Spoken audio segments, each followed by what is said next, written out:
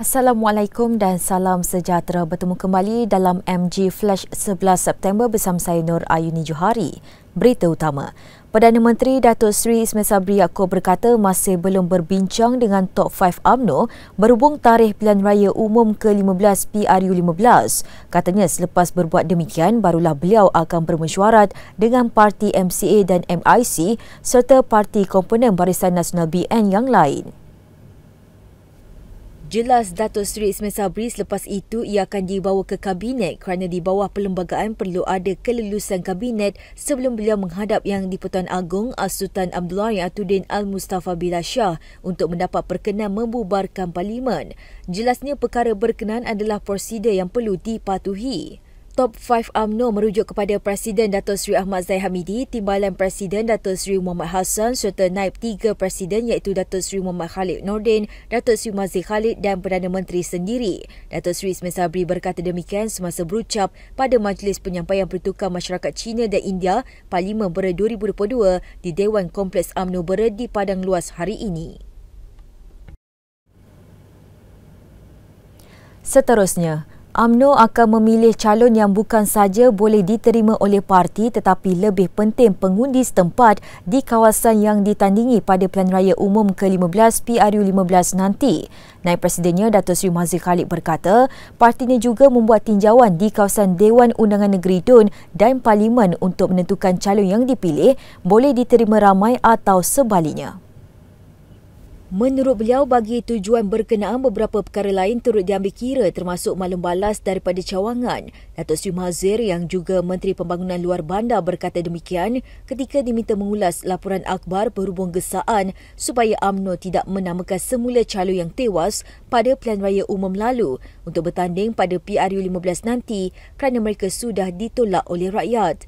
Gesaan itu dibuat oleh Timbalan Ketua Cawangan UMNO Seberang Perak, Datuk Dr. Guntur Tobing yang mahu calon-calon yang tewas itu tidak dicalonkan semula kerana akan menjejaskan kredibiliti parti seolah-olah tidak mempunyai barisan pelapis sehingga masih menampilkan calon-calon yang sudah tidak diterima oleh pengundi.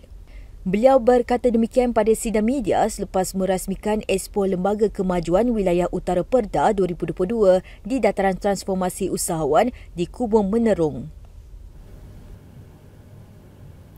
Kerajaan disyur supaya mempertimbangkan pelaksanaan moratorium khas untuk sektor perusahaan mikro kecil dan sederhana PMKS.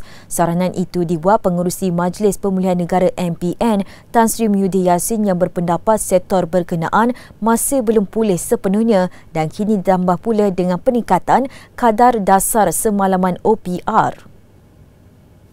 Menurutnya, keadaan ketika itu menyebabkan pengusaha PMKS akan menanggung beban hutang yang lebih tinggi selain mengambil masa lebih lama untuk pulih.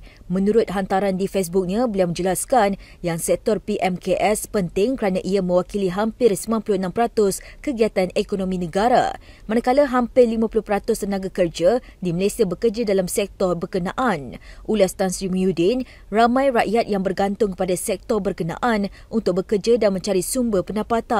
Sehingga itu, beliau mencadangkan kerajaan sekali lagi berbincang dengan institusi kewangan supaya memperkenalkan moratorium khas untuk PMKS. Berita seterusnya, seorang lelaki maut manakala dua lagi cedera dalam kemalangan membabitkan 3 buah kenderaan di Jalan Muazzam Shah Romping, Pahang.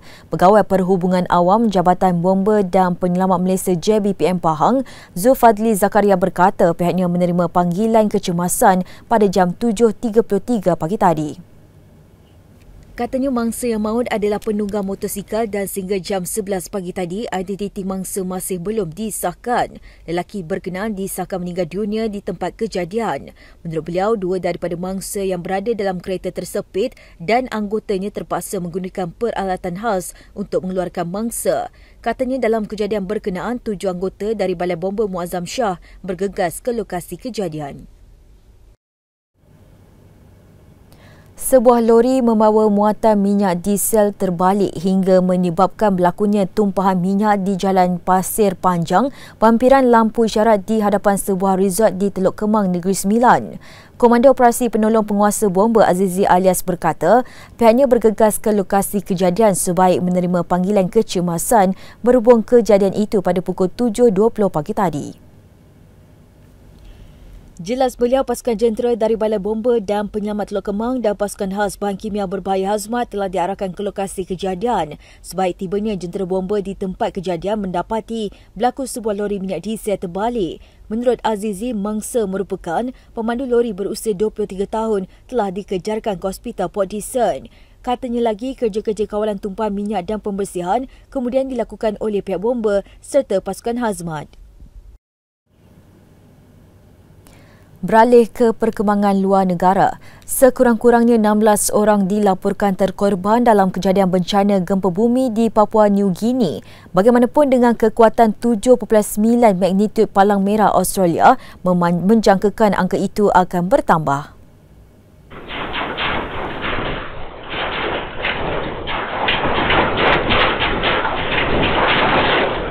Katanya jumlah korban dirama meningkat berkali ganda kerana terdapat perkampungan yang ditimbus tanah runtuh sepenuhnya.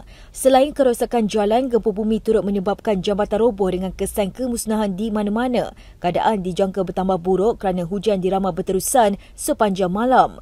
Dalam kejadian pagi tadi, gempa telah dikesan pada kedalaman 90 km berhampiran bandar Kainantu. Sejurus lepas itu, Pusat Amaran Tsunami Kebangsaan Amerika Syarikat mengeluarkan amaran di sepanjang kawasan pantai Papua New Guinea dan Indonesia. Bagaimanapun, tidak lama selepas itu, ia ditarik balik.